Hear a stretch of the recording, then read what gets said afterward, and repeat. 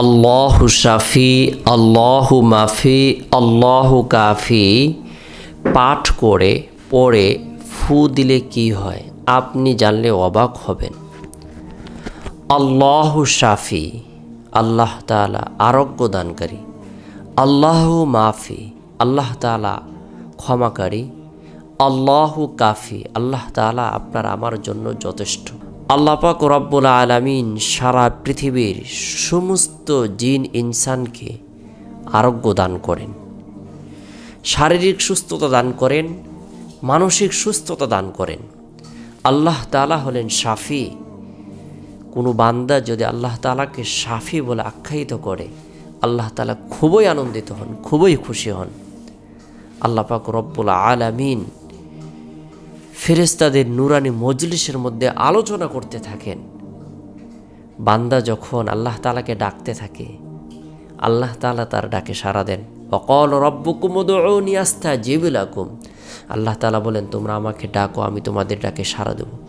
তুমি অভাবে পতিত হয়েছ, তুমি আমাকে ডাকো, আমি তোমার ডাকে সাড়া দেব। তুমি চিন্তাগ্রস্ত, তুমি আমাকে ডাকো, আমি তোমার ডাকে সাড়া দেব, তোমার চিন্তা পেরেশানিকে দূর করে দেব। তুমি শারীরিক অসুস্থ, ডাক্তার কবিরাজ বিভিন্ন ধরনের চিকিৎসা করে ব্যর্থ হয়েছে, তুমি আমাকে আল্লাহু শাফি বলে আহ্বান করো, আমি তোমার শারীরিক সুস্থতা দান করব, তোমার শারীরিক সকল রোগকে দূর করে দেব। আল্লাহ তাআলা হলেন মাফি।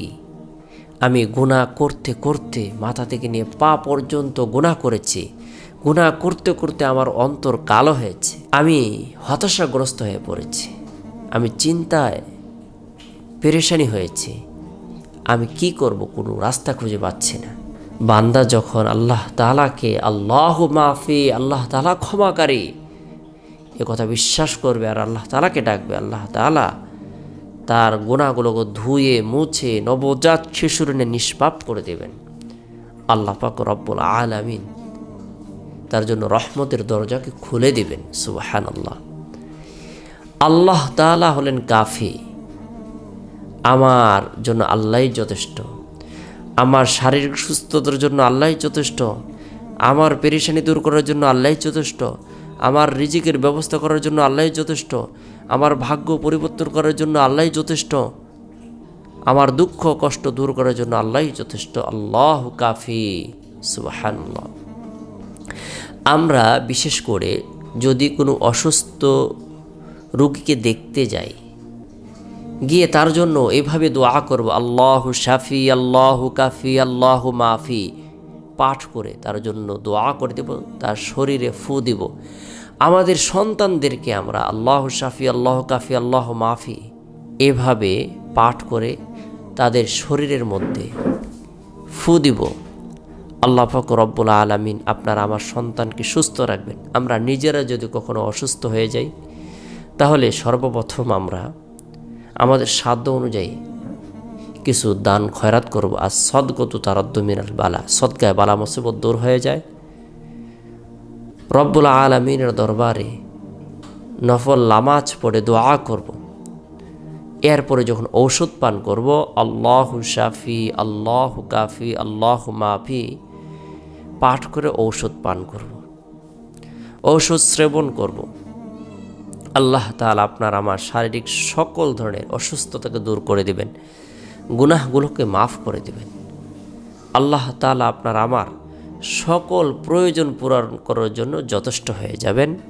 তাই বরকতপূর্ণ এই আমলগুলো করব। অবশ্যই আমলগুলো করার পূর্বে গুনাহ মাফের উদ্দেশ্যে ছোট্ট ইস্তিগফার 3 বার পাঠ করব, আমল করব। আস্তাগফিরুল্লাহ, আস্তাগফিরুল্লাহ, আস্তাগফিরুল্লাহ। আল্লাহ আমাকে ক্ষমা করুন, আল্লাহ আমাকে ক্ষমা করুন, আল্লাহ আমাকে ক্ষমা করুন। পুরো ছোট্ট দুরূদ শরীফ সাল্লাল্লাহু আলাইহি সাল্লাম, সাল্লাল্লাহু আলাইহি সাল্লাম।